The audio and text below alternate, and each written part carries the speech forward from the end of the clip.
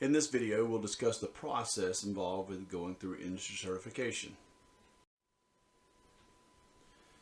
First part of the process is the discussion and preparation for an upcoming industry certification. This takes place during the fall, winter, and early spring in the year leading up to certification or recertification. This is where communication between the instructor, administrator, and CTA director gather relevant information and answer any preliminary questions or concerns. They also complete a Georgia DOE suggested checklist determining the viability of program certification. They also preview Form 105 for the program self-assessment, focusing on standards 2, 5, and 6, which will be covered in a later video, to assess the facility's ability to meet the standards. By late spring, a decision should be made as to whether or not to apply for the DOE grant through the CONAP, which is usually done by the CTA director. Data is needed from the CEFCA self-assessment to ascertain monetary requirements to complete the grant submission. The due date is in May, and the form submission deadline is you need to contact the Georgia DOE program specialist Tim Elliott or Mamie Hanson. CEFCA Form A is completed by the instructor and the program administrator, emailed to the K-12 team at cefca.org with a $400 deposit per program. Summer, early fall, an evaluation team leader, or ETL, is assigned by CEFCA to the program. At this time, the instructor and any personnel willing to assist is updating, collecting the required documentation. Standards 1 through 8 list out documents or evidence that is necessary for industry certification. We'll go through these later in separate videos. This information is then compiled into notebooks, either physically or electronically. And during this time, the instructor should become certified through the ICTP if they have not been previously certified or if their certification has expired. This is a 3-day training.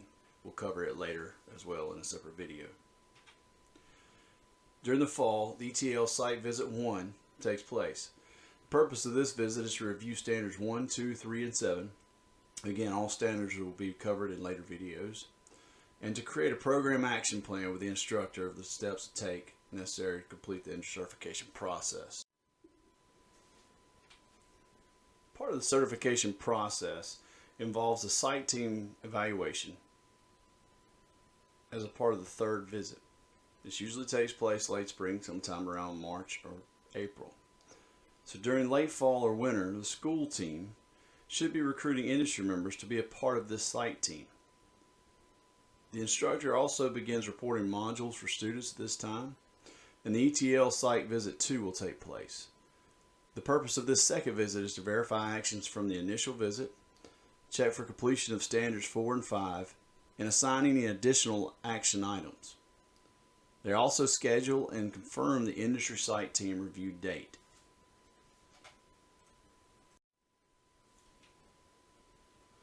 In the spring, the instructor is continuing reporting modules for students.